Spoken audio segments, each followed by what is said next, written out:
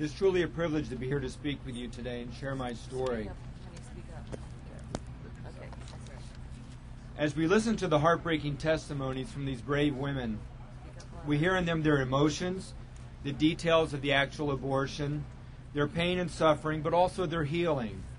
We also hear about the guys that played a role in their lives, about the guy who got them pregnant, the guy who coerced them or even forced them to have the abortion, the guy who fed these women the same lies that our society so readily creates and distributes and our government defends, including in this building right behind us.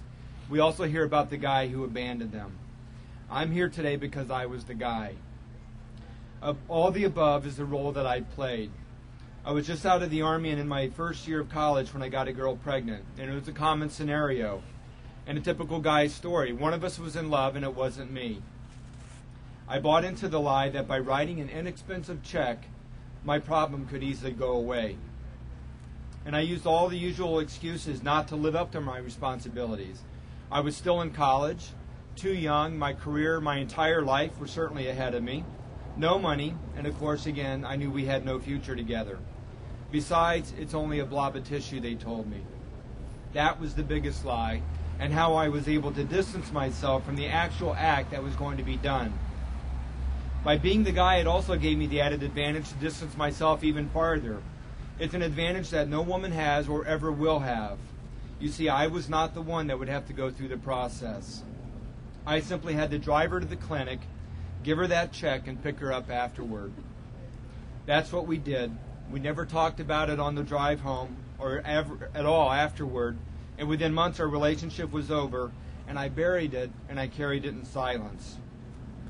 It wasn't until 20 years later when I came back to my faith and was married that I truly realized what I had done.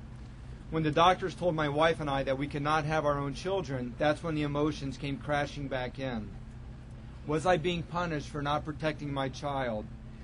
As a man, we are called to be the protectors, especially of the young and helpless. But as the guy, I ran away from that responsibility.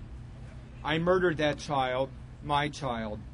No semantics, no excuses, no lies can defend it or describe it as anything other than that. But how many people know that that's not the God that we serve? And I was not being punished. God has forgiven me. My wife, without need, has so willingly and compassionately forgiven me. Said I wasn't going to do this. It's okay. And through it all, I learned to forgive myself. Real men cry. Here's some more good news. By the way, the doctors was wrong, and we've been blessed with two beautiful children.